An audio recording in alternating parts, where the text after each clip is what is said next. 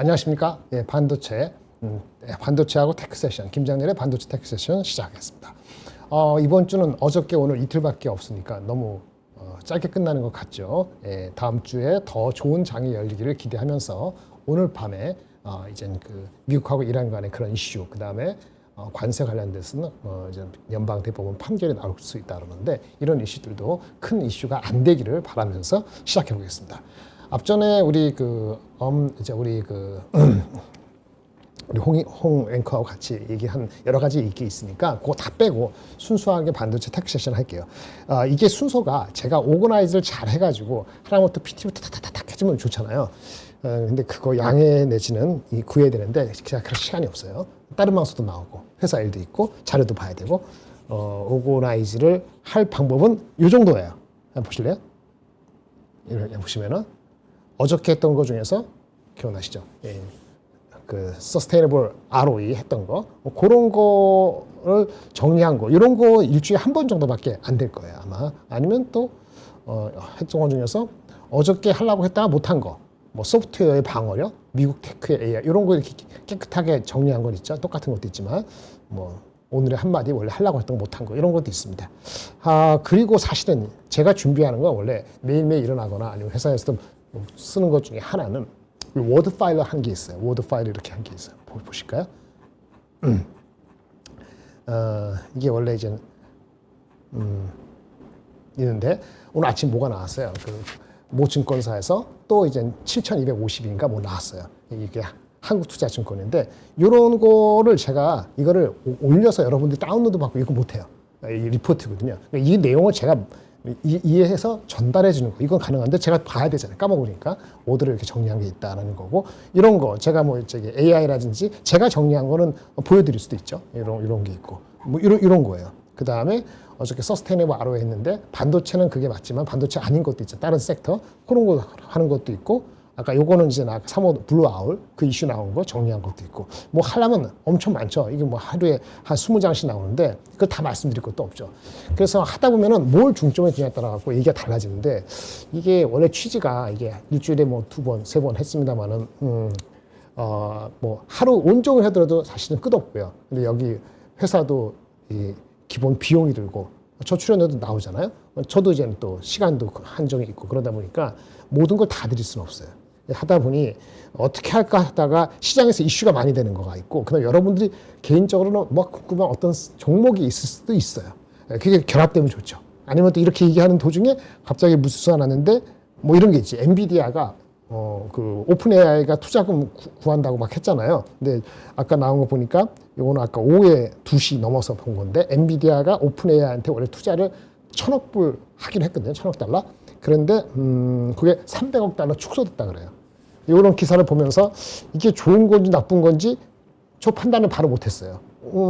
이게 오픈 AI가 딴 데서 많이 돈을 구해서 엔비디아하고 스케일을 다운시켰다? 이렇게 보기는 좀 어렵잖아요. 근데 좋다 나쁘다는 거는 엔비디아 입장에서 오픈 AI한테 투자하는 거를 줄이는 것이 엔비디아 주식을 갖고 있는 사람한테는 오히려 안전한 것인가? 그런데 300억 달러로 줄였다는 거. 엔비디아가 오픈 AI 투자 금액을 원래 1,000억 달러에서 300억 달러 줄였다는데 그렇지만 300억 달러 적은 금액은 아니거든요. 엔비디아가 뭐 엔트로피 투자한다든지 뭐 이런 거 하고 봤을 때는 적은 거 아닌데 그래도 줄었으니까 엔비디아한테는 파지티브 할 수 있지만 우리한테 주는 시그널은 오픈 AI가 조금 뭐 좀 진짜 불만이 있는 것인가? 엔비디아 입장에서 이런 거 갑자기 나올 수 있죠. 그럼 이런 게 더 여러분한테 의미 있는 게 될지 물론 한국장을 위해서 하는 거지만은 이런 거 여러 가지가 섞여 있어요. 그리고 아까 우리 클로징 벨을 제가 자주 나오긴 합니다만 못 나올 수도 있고 안 나올 수도 있고 얘기 못 할 수도 있잖아요. 그런 것들 중에서 어떻게 할까? 욕심이 많아갖고 또 우리 그 반도체가 삼성전자 하이닉스 중심입니다만 사실은 매크로하고 우리 장 전체에 영향을 미치기 때문에 거기에 대한 제 의견도 있고 이게 어떻게 조화를 할까 지금 시험 중인 거죠. 이제 2주 됐으니까 그런 과정에 이제 모아지겠죠. 여러분들의 의견도 좀 얘기 듣겠습니다만 기본적으로는 꼭 해야 되는 거 한 가지 주제하고 그다음에 종목 하나 정도는 좀 얘기를 하고 싶다. 이렇게 지금 감을 잡고 있습니다. 좀 전에 얘기한 거 엔비디아가 오픈 AI 투자금을 1,000억 달러에서 300억 달러 축소됐다. 그 기사는 오후 2시인가 언제 나왔어요. 찾아보시고 제 판단을 지금 못하겠어요. 특별한 의미를 부여해야 될 것인지 요거는 가장 최근 아까 그 클로징 벨 할 때 그 직후 전에 본 거기 때문에 그런 것을 의미를 드리는 거죠. 뭐 뉴스는 많아요. 뭐 오늘 나중에 또 뭐가 나왔냐면 일본에서 보도된 게 하이닉스가 이제 공장이 미국에 있고 한국에 있고 중국에 있잖아요. 근데 일본 내 반도체 생산 거점을 하려고 2조엔 약 20조 원을 투자해서 일본의 그 보조금 받고 현지에 소부장하고 어쩌고저쩌고 한다. 이런 기사가 일본 현지발로 나왔어요. 케미컬 데일리닷컴이라 해가지고 뭐 이런 건 제가 정리할 시간이 없죠.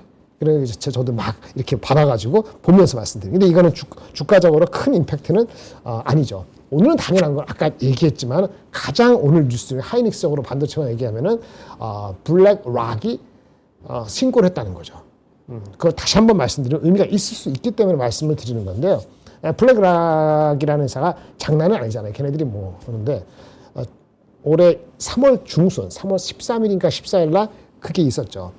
마크 리우라고 지금 우리 마이크론의 사회 이사인데 마이크론 사회 이사 들어간 지 1, 2년 되는 것 같은데 그런데 마이크론 주가를 봤을 거 아니에요. 근데 이 사람이 원래 TSMC에서 30년 정도 근무하면서 밑에부터 해가지고 CEO도 한 7, 8년인가 10년 하신 분이거든요. 이분은 마이크론에 이제 사회에서 가갖고 작년도부터 계속 있었을 건데 작년 9월부터 지금 1월 중순까지 주가가 3배 올라서 330불, 지금 400불 넘었지만 그렇게 올라갔을 때 주식을 100억 주고 샀다는, 아까 말씀드린 것처럼 주가가 이렇게 상당히 많이 오른 상태에서 경영자나 CEO나 뭐 하여튼 실질적인 최대 수준 아니죠. 의미 있는 사람, 의미 있는 규모를 산다는 거는 그는 파지티브 할 가능성이 있다고 제가 그때 말씀드린 것 같은데, 그래서 블랙락 아까 그거 샀다는 얘기를 제가 늦게 방송 이후에 봐가지고, 이거 좋다. 그러면 주가가 올라갈 수 있네. 이렇게 생각을 한 거죠. 그래서 그거는 의미가 있을 수 있다라고 생각하는 겁니다. 그리고, 다시 말씀드리면 삼성전자 하이닉스에서 HBM4에서 누가 1등이니, 원천히. 이거는 별 주가에는 큰 임팩트는 아니다. 임팩트가 되려면은 HBM4E, 내년 올해 그 연말에 나오는 거 내년도에 본격 생산되는 그 4E니까 걔네들 루빈이죠. 루빈 울트라인가? 루빈 울트라 되는 거죠. 그거 버전부터 만약에 삼성전자 하이닉스가 스펙이건 아니면 수율이건 진짜 경쟁에 붙어서 의미 있게 그런 그 역전이 된다든지 그러면 삼성전자가 역전하면 하이닉스한테 안 좋은 거고 하이닉스한테는 삼성전자 좋은 거죠. 그게 리레이팅이 될 수도 있는 거. 한쪽으로 하나의 디레이팅. 근데 그건 시간이 남았으니까 지금은 그냥 D램 가격하고 낸드 가격이 오르고 공급이 많이 못 늘고 수요는 컨슈머 쪽은 민감하지만은 데이터 센터는 그냥 괜찮고 그러면 밸류에이션은 과연 6배, 7배, 8배, 9배 요 사이인데 이게 어디까지 가야 되냐. 이거 게임이에요. 그리고 그거를 살라는 사람들이 한국은 개인 투자가도 있고 외국인도 있고 서로 눈치 보면서 사고 팔고 하는 거니까 이 게임이 거의 한국 주식시장의 약 40%를 좌지우지한다라고 보면 되는 거죠. 여기까지 말씀드렸죠. 그렇게 말씀을 드리고 그래서 좀 지나간 얘기인데 짧게 지나간 얘기인데 하이닉스가 그 실적 발표되고 나서 1월 말에 그리고 2월 총가에 국내 기관 투자가 대상으로 이제 미팅을 한 거. NDR이라고 그러죠. Non-Deal Roadshow. 그냥 IR 활동하는 거예요. 하이닉스 저기 어디 있지? 저기 기흥이 아니지. 어디지? 판교 이쪽에 있는데 그 본사가 아니고 IR팀이 거기 있는 걸로 알고 있는데 그 사람들이 와서 여의도에 와갖고 투자가다 1대1 만나는 거예요. 거기서 기밀한 내용보다도 무슨 그 투자가도 만나니까 여러 질문들을 주고받을 거 아니에요. 그거 나온 얘기가 있었는데 이걸 전달할 기회가 없었어요. 그래서 지금 지나갔지만은 그래도 이 하이닉스가 100만 원을 다시 목전에 앞두는 입장에서 한번 하이닉스가 투자자 대상으로 실적 발표할 때 얘기한 거 말고 1대1로 얘기한 거 중에서 빨간 줄 한 거를 할게요. 이거는 리포트 나온 건데 제가 이거를 또 올려드릴 수는 없고 보면서 말씀을 드리겠는데 하이닉스가 2월 초에 해가지고 그 증권사 산 중에서 얘기한 거 여러분 아는 거 많아요. 그 맞지. 걔네들도 그렇게 생각하지. 라고 인식하시면 되고, 이건 내가 생각하고 좀 다르네. 그러면 그렇게 들으시면 돼요. 요거 갖고 한 5분 정도 쓰겠습니다. 5분, 10분. 일단, 그 업체들, 얘네 서버 커스터머들, 서버 만드는 업체들은 재고는 낮아지고 있다. 그리고 재고가 바로바로 생산에 투입하기 때문에 재고가 쌓일 수가 없다. 그 다음에 더블 부킹 리스크는 낮은 것 같다. 여기까지가 삼성전자 하이닉스가 보고 있는 1월 말, 2월 초 여기 간격이 있는데 그런 얘기입니다. D램에서 낸드. 그다음 낸드는 ESSD는 엔터프라이즈 기업용 SSD. 요거는 그 우리 저쪽의 회사들 그 YMTC 이런 데는 잘 못하는 거예요. 이 컨슈머 쪽이 아니니까 우리 B2C가 아니니까 이 SSD 수요는 크게 늘고 있다. 그리고 제가 말씀드렸죠. 작년 9월까지는 HBM 시장이었고 그 다음부터는 뭐였죠? KV 캐시, 키 밸류 캐시 메모리가 필요한데 너무 빨리 크다 보니까 HBM 그걸 소화 못하고 일반 D램 업체한테 가는 건데 그래서 KB 캐시가 하는데 KB 캐시가 D램에서 포용하는데 KB 캐시 중에서 일시적인 게 아니고 좀 롱텀으로 기억해야 되는 거. 그렇죠? 자주 불러오지 않는 거. 이런 메모리는 낸드를 쓰면 어떠냐. 그런 얘기가 많이 나왔잖아요. 그게 나온 그 개념이 KB 캐시 수요 확대로 낸드까지 이슈가 된 거. 지금 그거를 얘기하고 있는 거예요. KB 캐시 수요 확대가 D램 말고도 낸드에도 영향을 주고 있고 엔터프라이즈 SSD 이거는 원래 낸드 수요가 강하다 이런 얘기를 하는 겁니다. 넘어가고 그 다음에 여러분들 궁금한 롱텀 어그리먼트 장기 계약이라는 거는 계약 상대를 누구를 고르기도 참 신중할 수밖에 너무나 많은 사람이 다 롱텀을 원해서 일일이 대응하기도 어려울 정도로 롱텀을 달라 그런다. 근데 요거는 그 다음에 무슨 뉴스가 나냐면은 어떤 가격을 사겠다. 그러니까 지금 만약에 물량을 커밋했는데 롱텀 어그리먼트 가격이 오르면은 나중에 정산해주겠다. 그 뉴스까지 나왔잖아요. 요거 다음에. 그래서 롱텀 어그리먼트도 좋다. 이렇게 얘기했어요. 그 다음에 넘어진 숫자 넘어가고 쭉쭉 넘어가고 이 얘기죠. PC라든지 휴대폰이라든지 모바일 이런 쪽에 들어가는 D램이나 낸드 수요는 영향을 받고 있고 그네들 업체들이 영향을 받으니까 뭐 마진 줄어드는 거니까 신제품의 출하 가격도 줄이거나 중국 쪽에 물량이 제한적이라 하더라도 액세스 하려고 한다 이런 얘기 계속 많이 드렸잖아요. 그런데 그 부진한 거 PC나 컨슈머 쪽에서 부진할 것이 예상되는 건 맞는데 다만 하이엔드 쪽, 우리가 데이터 센터라든지 하이엔드 쪽의 변동성은 별로 크지가 않아서 이 하이엔드 쪽에 있는 그 수요가 부진한 PC, 모바일, 컨슈머 수요를 모두 대체할 것으로 보고 있다. 이거 안심되십니까? 이거는 지금 그렇다는 거니까 회사 말만 들으면 당장의 이슈가 컨슈머 쪽 임팩트가 크지 않겠네. 이렇게 보시면 될 것 같아요. 근데 어쨌든 간에 수요가 많이 늘어나니까 그럼 어떻게 대응할래? 하이닉스 계속 컨슈머한테 커스터머들한테 나 우리 생산할 거 없어요. 이렇게 할래? 그런데 어쨌든 간에 지금은 어떤 것도 D램도 낸드도 새롭게 웨이퍼, 이 동그란 웨이퍼를 투입하는 것 자체가 확대하는 것이 쉽지 않다. 라는 얘기를 했어요.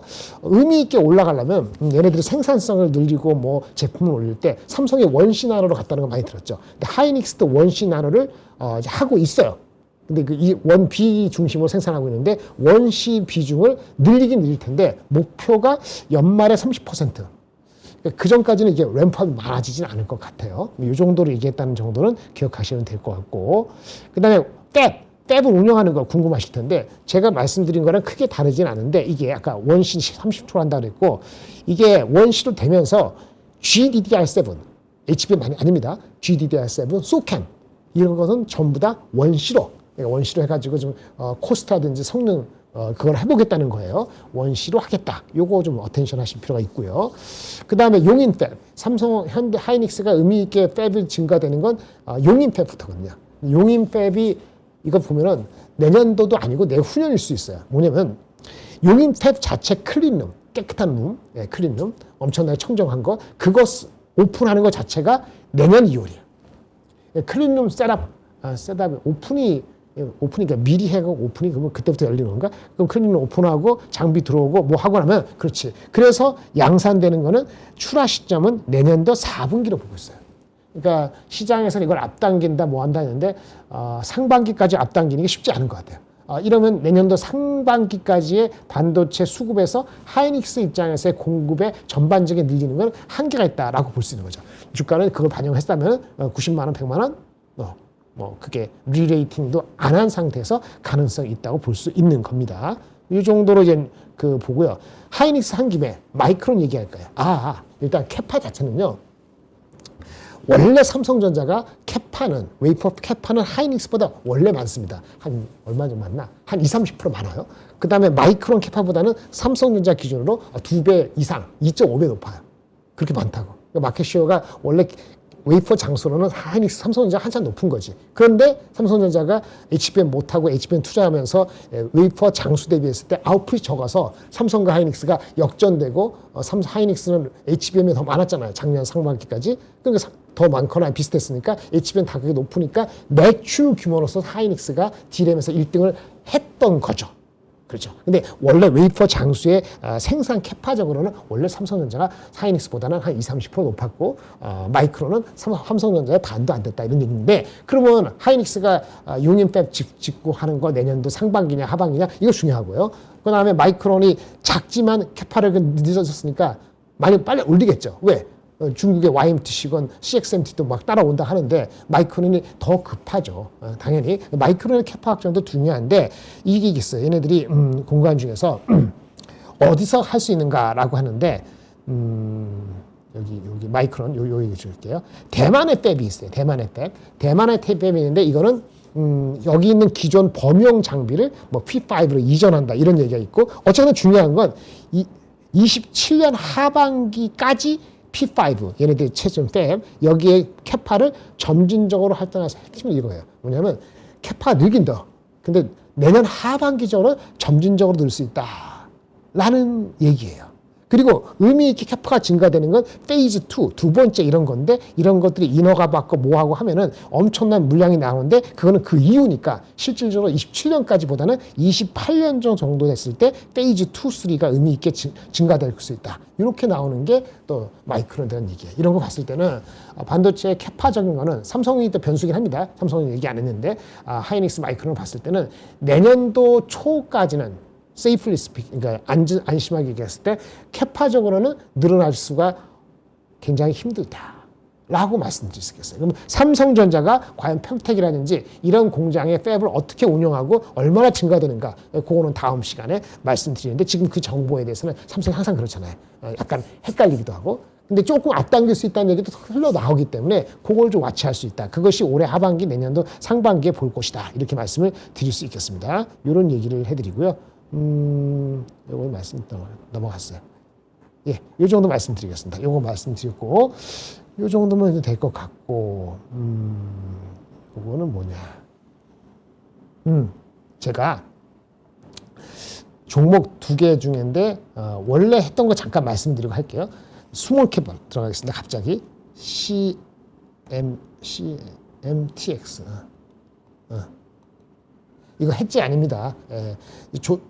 저 얘기 거 사신 분도 계신 것 같고 시장에서도 회자가 많이 돼요. 왜냐하면 하나 머티리얼스라든지 뭐 다른 종목하고 비슷한 게 있기 때문에 했는데 그 CMTX라는 회사가 이렇게 주가가 이렇게 많이 올라왔어요. 그러니까 바닥에서는 얘기 못해. 저도 한 이 정도에서 얘기했던 것 같은데. 그런가요? 1월 초니까 맞아. 10만 원? 네, 이렇게 낸 것 같은데 이렇게 하다가 이렇게 올라갔어요. 곡절이 쓰는데 CMTX 뭐 하느냐? 얘네는 그러니까 파츠예요. 파츠. 소재, 파츠하고. 근데 얘네의 핵심이 뭐냐면은 TSMC도 들어가고 삼성에도 들어간다는 거예요. 그래서 이 리포트는 제가 예전에 한번 말씀드린 것 같은데 리포트를 잘 보시면은 의미가 돼요. 네. 제가 좀 보고 말씀드리겠습니다. 어떤 리포트가 잘 썼는가. 그거를, 근데 리포트가 많지가 않아서 좀 거시기 하지. 네. 볼게요. 네. 이거 아닌데?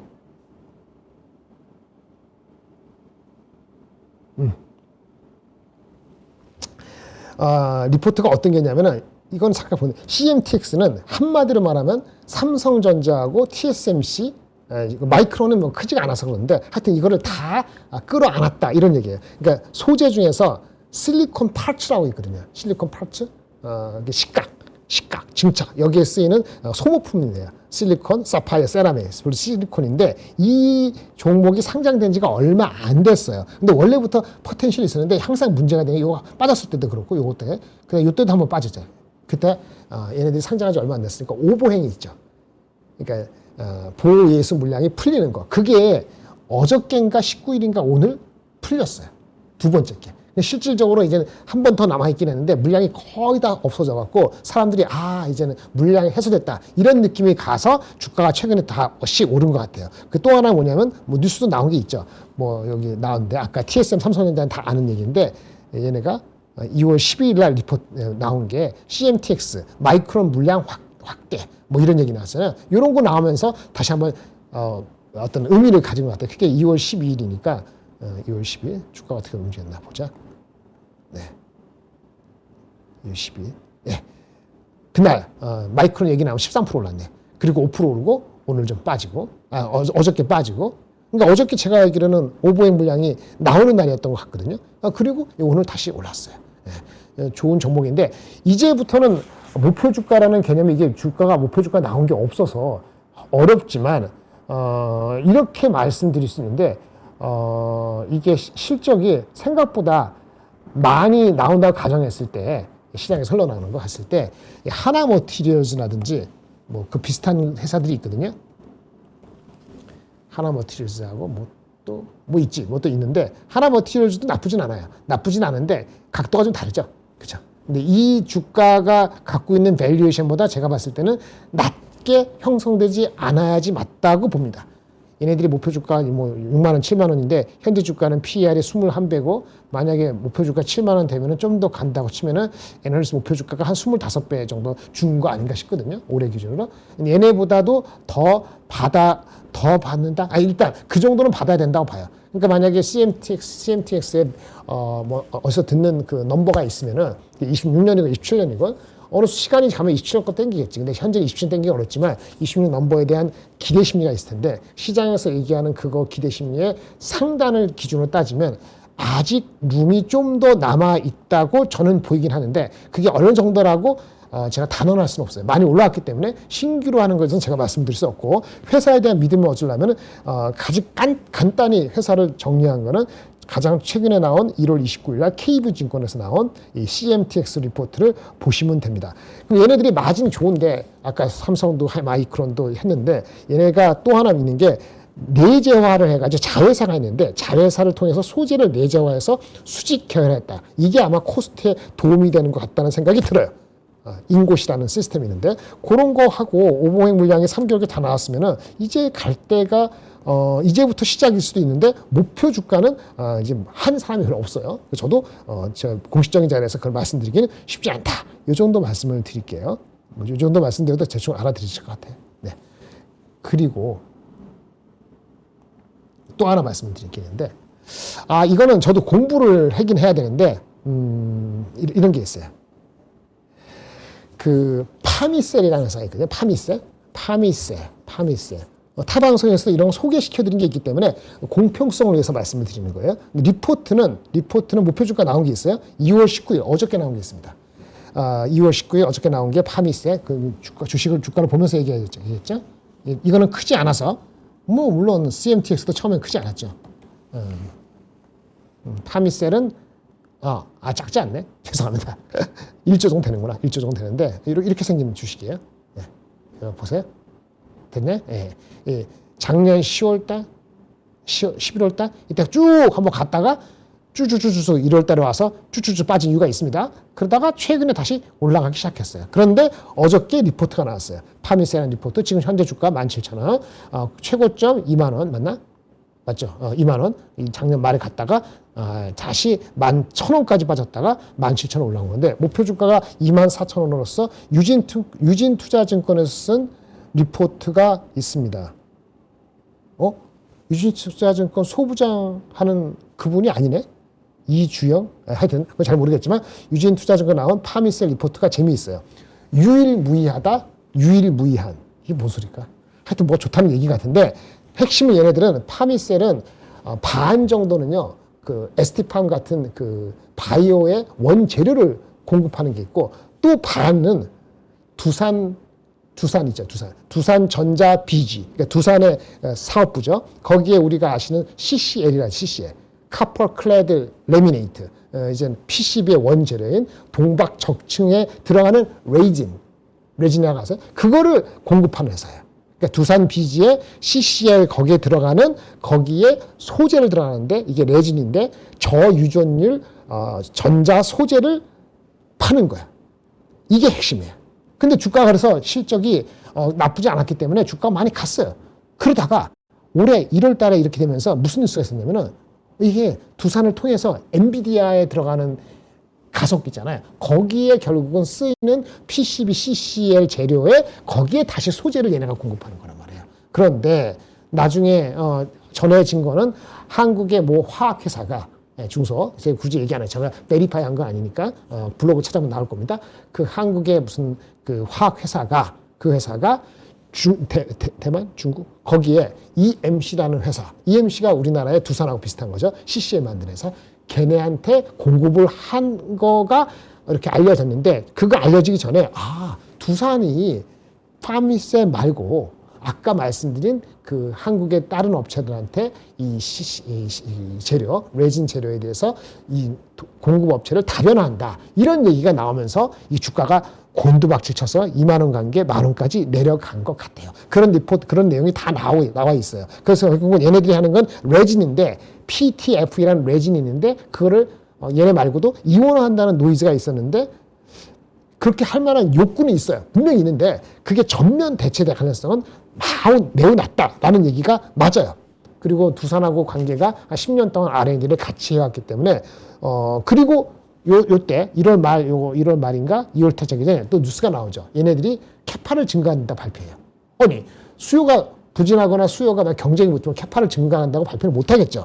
그런 게 나오다 보니까 애널리스트 리포트가 다시 업데이트가 나온 거예요. 대충 아시겠죠? 그래서 이 애널리스트 리포트는 목표 주가가 어떻게 했냐면은 올해 이익을 1651억, 영업이익률이 무려 38%네요. 이게 맞다 그러면 꽤 높은 거고 우리 두산의 그 CCL도 마진이 꽤 높아요. 근데 이거는 더 밑에 있는 건데 더 경쟁력이 있기 때문에 마진이 30% 이상 가는 것 같아요. 그러면 영업이익이 630조고 뭐 할 거 아니에요. PE 멀티플을 올해 이익에 25배, 6배 정도를 쳐서 24,000원을 한 것 같아요. 그럼 여유가 있네. 그럼 25배는 어떻게 한 거냐? 대만의 CCL 업체들이 몇 개 있어요. EMC 포함해서. 걔네들의 평균 PER이 한 25배 된대요. 그 성장성 보고 우리 회사가 작년에 1,100억인데 올해 1,600억, 한 40% 매출이 성장하고 영업이익도 거의 60%, 70% 올라가고 내년 건 안 나왔습니다만 그래서 영업 EPS가 40% 올라가니까 PER 25배? 비싸 보이지 않아요. 라는 생각이 들었습니다. 그래서 어저께 방송에서 얘기는 했는데 오늘 얘기를 다시 드리는 거예요. 그런데 이렇게 쉽게 얘기했는데 사실은 투자가들이 볼 때는 그렇게 쉽게 결정 안 해요. 제가 이제 어저께 그제 나와서 이거 그런 게 있었네?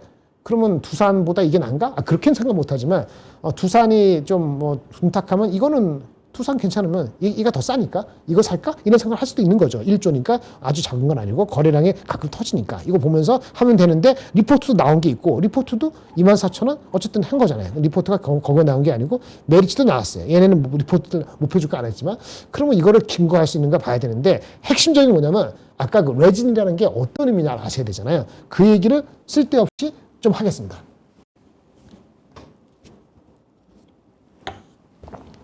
이거는 보여드릴게요. 연결시켜 주세요.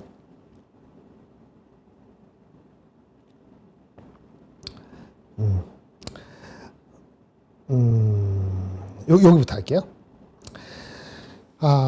사실은 모든 사람이 어떤 섹터 애널리스트라 해서 아까 엄경환 씨도 나왔지만 조선업계 다 근무하고 자동차 업계 근무하고 저처럼 반도체 업계에 근무하고 그런 사람만 애널리스트 하는 게 아니죠.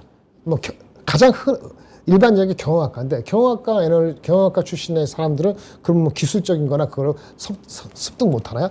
해요. 해. 제가 처음에 현대전자에 입사했을 때 제가 23살에 입사했는데요.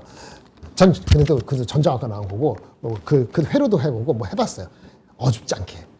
딱 들어왔는데 저 선배들이 딱 포진했는데 다 경영학과예요. 그 다음에 부장님은 미국 시카고 MB예요. 근데 현대전자가 시작했어요. 반도체 영업을 해. 반도체 D램, S램 그거부터 해가지고 해야 되는데 위에 사람들이 다 유학 갔다 오거나 아니면 중간에 있는 삼성전자야. 근데 저는 그분들한테 반도체를 처음 배웠어요.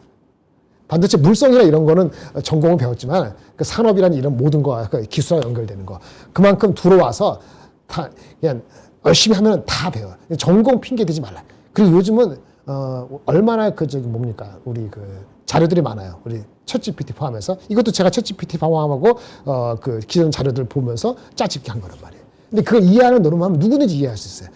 시간을 벌기 위해서 제가 설명이 드리는 거예요. 그러니까 여러분들 할 수 있는데 안 하더라도 이해를 할 필요가 있다고 느끼면 탁 캐치해가지고 나중에 쓰면 돼. 이게 돼 있으면은 주가가 다시 빠지더라도 여기서 어느 포인트가 잘못된 건가 아니면 내가 낙관했는가 아니구나 라는 걸 뼈대를 잡을 수 있거든요. 그 뼈대를 잡는 과정이 그게 공부예요. 기관 투자가들은 아주 허접잖은 일반 기업이 아니고 웬만큼 되는 데는 어떤 사람이 리포트를 쓰거나 애널리스트 같은 리포트를 가지고 자기가 자기 의견을 할 때는 기본 흐름을 이런 걸 다 합니다. 그걸 밤새서 하든 이틀에 걸려서 하든 자기가 회사를 방문해서 하든 간에 그걸 하고 쓰게 돼 있어요. 그러니까 그만큼 시간이 가고 느낌적으로 이렇게 못한다고. 그러니까 그걸 아시고 들으시기 바랍니다. 여러분 그러면 플라스틱은 아시죠? 합성수지도 아시죠? 근데 레진은 아시고 폴리머는 아시나요? 이 개념부터도 보여야 돼요. 이거 설명은 제가 드리지 않겠어요. 다만 폴리머부터 시작해서 레진, 합성수지, 플라스틱은 넓혀진다. 다 똑같은 말이 아니에요. 넘어가고 얘네가 한다는 거는 PTFE 레진이에요. 이게 소재예요. 근데 이렇게 하면 못 알아듣잖아요. PTFE. 우리 후라이팬 아세요? 후라이팬 플라스틱 그거 하는 거 그거 저기 늘어붙지 않게 하는 거 그거랑 구조가 똑같아요. 근데 그레이드가 달라. 그렇게 이해하시면 좀 편하죠. 이게 PTFE라고 이런 걸 다 외울 필요 없지만 저도 이걸 다 읽지 못해요. 폴리테트라플루오르 에틸렌이라는데 산소가 있고 불소가 옆에 꽉 채워가지고 있는 그런 고분자라는 느낌이 오시죠? 이런 거예요. 고분자, 완전히 한다. 그거는 이게 뭔가, 회로 같은 거나 아니면 PCB나 이런 거에 뭔가 새는 거, 이상한 거를 막아준다. 이런 느낌이 오는 거죠. 뭔가 막아준다. 새지 않게. 그래서 PTFE가 필요한데 이것이 유전 손실 계수, 유전율, 이런 거에서 뭔가 좋아요. 뭔가 막아준다는 거죠. 고주파 손실. 이게 전기를 통하게 하는 거잖아요. 그렇죠? AI 칩 같은 거 그러면 뭔가 손실을 막아주고 뭐 그런 느낌이 하잖아요. 그렇게만 이해하시면 돼요. 그리고 이번에 나왔던 거 아까 경쟁사 무슨 화학업체가 중국의 EMC에 들어간 건데 만약에 두산에 들어간다면 이원에 되는 거 아니냐? 그럼 우리가 공급업체인데 영향을 받지 않느냐는 것이 이 PTF에 경쟁할 수 있고 대체할 수 있는 제품을 하이브리드 카본계 다른 형태로 뭐가 들어와서 하겠다는 거죠. 근데 이게 제한적이라는 얘기를 쭉쭉쭉쭉 적어놓은 거예요. 그러니까 칩은 점점 고성능화되고 어떻게 되면서 손실이 날 수 있는데 그 손실을 줄인다는 것이 유전 손실 계수다 이렇게 나오는 거고 그러면 유전 손실 계수 하기 전에 이렇게 하면 좀 미안한데 유전체는 아세요? 유전체? 영어로 다이렉트 이것도 와닿지 않죠. 유전체는 뭐냐면 전기를 흐르는 게 아니고 전기를 흐르지 않게 하는 물질이 그걸 뭐래서 쉽게 절연체의 물질이 유전체예요. 그렇죠. 예. 근데 절연체는 전기를 흐르지 않게 하는데 전기장을 이렇게 가하잖아요. 그러면 내부의 전하들이 이렇게 이동해요. 그렇게 이동하면서 전하가 이동하면서 그 에너지를 저장해요. 그러니까 전기를 흐르지 않는데 에너지를 저장하는 게 그게 이제 다이렉트이라는 유전체인데 이게 유전체가 가만히 있지가 않고 손실되는 경우가 있어요. 손실되면 안 되거든요. 전하를 잘 보존해야 되는데 그것 때문에 얘네들의 제품이 PTFE 레진이 의미 있다는 거고 경쟁자가 들어와서 그거를 뭔가 하려고 하는데 그런 것들이 시간이 바쁘니까 이런 걸 쭉쭉쭉쭉 있는데 전면 대체는 아니고 부분 대체 이거 나오는데 그 종류가 이건 시간이 없어요. LCP, Modified Polypropylene Oxide, PE 여러 가지 있는데 각각의 한계가 있기 때문에 그래서 완전 대체는 못하고 하이브리드로 한다 이런 얘기를 하는 거예요. 그래서 우리가 하는 거는 약간 코어, 핵심 레이어에서 높은 층, 코어 레이어 PTF이고 나머지 것들이 한다는 거는 가격적인 측면에서 그 다음에 생산이 쉽고 가격에서 좀 편하게 할 수 있는 그런 것들을 하는 여러 가지 층의 보조층이 됐던 서브스트레이트가 됐던 이런 쪽으로 여러 가지 아까 말씀드린 이런 것들이 들어온다는 거죠. 근데 이게 쉽지가 않아요.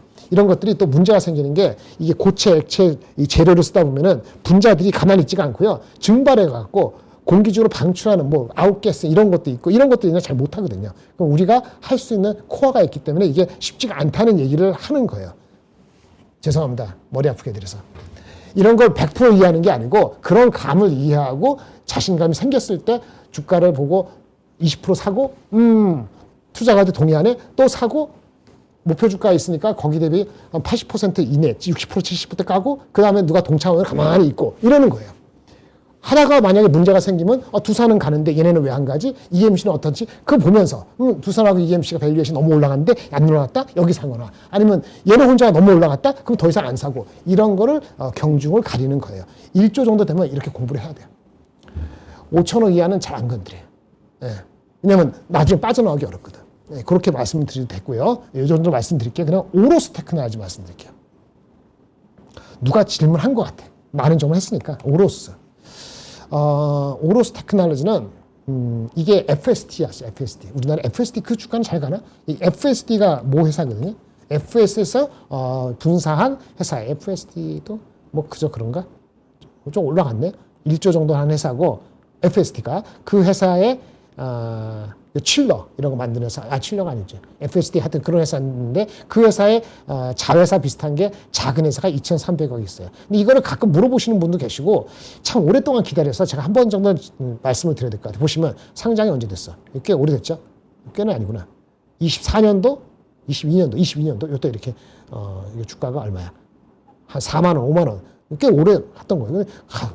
5만 원 같은 게 10,000원 됐다가 다시 3만 원 됐다가 18,000 됐다. 이 월봉이고 주봉으로 보더라도 얼마나 난리를 쳤어요. 조금 이제 안정화 되려고 그러네. 그리고 근데 이게 웃긴 게 이 조그만 주식인데 목표 주가를 쓴 사람이 있어요. 한 사람이 좋아해서 3만 원. 딴 사람 썼고. 근데 주가는 24,000원. 이렇게 내는 건데 결론적으로 말씀드리면 오로스는 기술력이 있어요. 근데 실적으로 발휘되는 게 이게 R&D 비용을 더럽게 많이 하고 얘네 키 커스터머 중에 하나가 어디지? 일본에 있는 회사인데 갑자기 기억이 안 나네. 키옥샤가 키 커스터머가 돼야 되는데 걔네하고 하는 것이 생각보다 빠르지가 않아요. 그래서 R&D 붙고 넘버 안 나오고 기술적으로 있어서 이게 하이닉스랑 많이 관련되거든요. FS도 마찬가지고. 그래서 넘버가 안 나와서 아깝지. 이 얘네들이 하는 그 능력은 있다는 거예요. 뭐 하는 회사냐? 계측 장비하는 회사예요. 계측 장비. 목표 주가가 나온 게 있는데 계측 장비하면 항상 볼 게 미국의 KLA라는 회사가 있어요. KLA 있죠. 근데 그 심플로 KLA 여러 가지 하니까 오로스가 하는 그 계측 장치는 일부분이니까 얘네 밸류에이션하고 똑같이 주는 건 무리 됐어. 예. 아니 무리인데 갈 수도 있지. 왜냐면은 우리나라 수급이 너나 많지만 우리나라 그 소부장 중에서 미국보다 장비 밸류가 높은 거 꽤 많아요. 그러니까 지금 수급의 힘이라고 말씀드렸잖아요. 넘버가 나오는 것은 그런 것도 있겠지만 그래서 오로스도 안 된다고 볼 수 없지만 그래도 리즈너블한 거는 KLA가 있으면 이게 오로스가 넘버가 확실히 확인된 게 아니니까 기술력이 있다 하더라도 걔네보다는 밸류에이션을 낮게 보는 게 맞아요. 이거 리포트가 언제 작성한지 모르겠지만 30배 정도 지금 좀 더 올라갔나 KLA가? 그럼 하여튼 올라갔으면 좀 하여튼 30 몇 배 되는 거에 20% 할인해 갖고 그렇게 해서 이 목표 주가에 3만 원이니까 지금 주가에서 아직 업사이드가 있는 거죠. 근데 넘버가 확인이 중간에 안 되게 변동이 심한 회사예요. 그럼 이 장비가 뭐 하는 회사냐? 뭐 오버레이 장비가 있고 핵심은 KLA 갖다 놓은 것도 KLA가 똑같은 제품이 있는데 그거를 국산화하는 오버레이 장비가 있는데 이 회사가 하이닉스의 마켓쉐어를 50% 이상 가져간다 이런 얘기예요. 근데 그것만 갖고는 충분치 않아요. 그래서 그 키옥시아도 들어가고 하는데 거기가 쉽지 않은 거예요. 여기 나온 것처럼 오버레이 매출에 성장이 많이 되는데 기존의 고객사 이게 하이닉스죠. 그다음에 일본의 IDM 이게 키옥시아거든요. 그걸 투자하는 거 이렇게 해서 하면은 흑자전에는 올해는 된다. 800억인데 139억 이렇게 해서 했다는 얘기이고 내년에 요거만 올해가 130억 되면은 이게 돼야 중요해. 이게 돼야지 내년에 300 몇십억 전망치가 눈에 보이겠지. 지금 300억의 전망치를 눈에 보진 않았죠. 가능성만 본 거야. 300억이 만약에 맞다 그러면 오로스가 만약에 순이익 하다면 200 몇십억이니까 PER 10배밖에 안 되는 거니까 싸죠. 근데 지금 내년 거를 땡기기에는 반도체 가격 오르가듯이 그렇게 땡기긴 좀 무리잖아. 그래서 올해가 되는 게 100 몇십억이 되는 게 매우 중요하다. 이렇게 말씀을 드려요. 갖고 계신 분 이게 비중이 너무 많으면은 다른 주가 갈 때 잘 못 가잖아요. 마치 아까 HD 현대중공업 좋고 하나오션 좋다고 하지만 모멘텀 없을 때 3, 4개월 쉬잖아요. 그거 못 참겠다 그러면은 이런 주식은 많이 가져가면 안 돼요. 일정 부분만 가져가고 능력은 있으니까 될 수 있다고 봐야 되는 거지. 이렇게 얘기했는데 전공적 오버레이는 뭐고 대체 뭐냐 이거지. 이런 거 할 때는 리포트의 내용을 잘 보셔야 돼요. 근데 리포트가 흥국증권사 리포트가 참 자세히 잘 적어놨어요. 그래서 그걸 보시면은 갖고 계신 분은 아 이게 30배까지는 안 되더라도 실적이 나오면은 결국은 올라가겠네라는 느낌이 오실 거예요. 그래도 왔으니까 오버레이가 뭔지에 대해서 설명하겠습니다. 그 회로를 이게 노광 사진 찍듯이 하는 게 노광이라 그러고 그거 노광을 리스토 그래프라는데 그 공정할 때 웨이퍼 표면 회로 패턴이 제대로 형성되어 있는가 그게 패턴이 위아래가 적층 과정에서 정렬이 잘 되어 있는가 정렬이 잘 되어 있는가 웨이퍼를 측정하는 거 그 측정 장비를 오버레이라고 하는 거예요. 그 KLA 거를 대체한다는 거죠. 뭔가 좀 어렵지만 뭐가 있어 보이잖아요. 그런 회사들이 뭐가 있냐면은 그 이제 방식이 다르지만 다 얘기할 수 없고 KLA가 대표적인 거고 ASML은 뭐 작아요. 그러니까 KLA만 보시면 되고 근데 얘네들이 하는 것이 조금 장점이 있기 때문에 KLA를 대체했다라고 보는 거예요. 이렇게 보시면 되고요. 이 정도로 보시면 되겠습니다. 그래서 장비는 이게 여러 층의 상부하고 웨이퍼하고 위아래를 패턴을 정확히 맞물리는 거기 때문에 중요도는 매우 중요해요. 그래서 수율 저하를 막고 이런 얘기를 하는 겁니다. 근데 그것만 가지고는 시장이 엄청 커진다고 볼 수 없기 때문에 좀 다양화하는 게 있어요. 그래서 차분히 나온 것 중에서 웨이퍼에서도 이게 커지면은 웨이퍼 레벨 패키징을 할 때 이게 워피지 휘어지는 현상 이렇게 휘어진다는 게 아니고 평평하지 않게 되는 게 있거든요. 그럼 그런 거를 현상이 워피지라는데 그런 문제가 발생되면 안 되잖아요. 그거를 측정하는 장비도 준비하고 있고 또 하나는 IR 오버레이 하이브리드 본딩 나오는데 우리 하이브리드 본딩 아시죠? 웨이퍼 붙는 거, 구리와 구리 접합하는 거 그럴 때 그 연결을 정확히 됐는가 우리 한미반도체도 그렇고 다른 회사들 그렇게 하면은 그거는 걔네들이 그 접촉하고 접합하는 그 과정을 웨이퍼 투 웨이퍼, 다이 투 웨이퍼, 뭐 구리 투 구리 접합하는데 잘 연결됐는가를 보는 거 그 측정 장비도 또 만들고 있어요. 예, 이런 것들이 있기 때문에 갖고 있는 그 어떤 그 로드맵은 상당히 좋은데 실적을 리필한 적이 별로 많지가 않아서 신뢰성인 측면에서 기술 신뢰가 아니고 실적이 R&D를 먼저 투자하다 보니까 그게 아쉽다라는 얘기고 특히 여기 그 하이브리드 본딩은 우리 알잖아요. TC 본딩 하면 다음에 뭐 TC 본딩을 하고 나서 하이브리드 본딩이 우리 16단까지는 하이브리드 본딩이 안 갑니다. 지금까지는. 그러면 우리 루빈 말고 루빈 울트라만 그 다음 버전 이제 갖고 20단을 갈 때 조금 먼 얘기 되는데 내년 내후년 될 수 있죠. 하이브리드는 HBM5 이제 4E 말고 내년 내후년 넘어갈 때 그때 하이브리드 본딩이 본격되기 때문에 거기에 측정 장비가 또 얘네께 쓰이겠죠. 쓸 가능성이 있죠. 이런 것들을 롱텀 보면 괜찮은 종목인데 다른 것들이 바쁘니까 그런 걸 봤을 때 우리가 얼마만큼 기다리냐 이런 얘기죠. 제가 만약에 펀드 매니저로서 그 많은 그 중소 종목만 산다 그러면은 이걸 살 수도 있어요. 근데 그게 많이 사면은 기다림이 있기 때문에 얼마 하느냐 그건 알아서 해야 된다. 이렇게 말씀을 드릴 수 있겠습니다. 오늘 여기까지 드리고요. 주말 잘 쉬시고요. 이제 다음 주에 뵙겠습니다. 다음 주부터는요, 제가 아마 2번 할 것 같아요. 화요일, 목요일 정도. 그리고 나머지 못하는 거는 그 우리 클로징벨에 제가 아마 3번, 4번 나올 거니까 그때 보충해서 말씀드리겠습니다. 주말 잘 보내시고 다음 주에 뵙겠습니다. 감사합니다.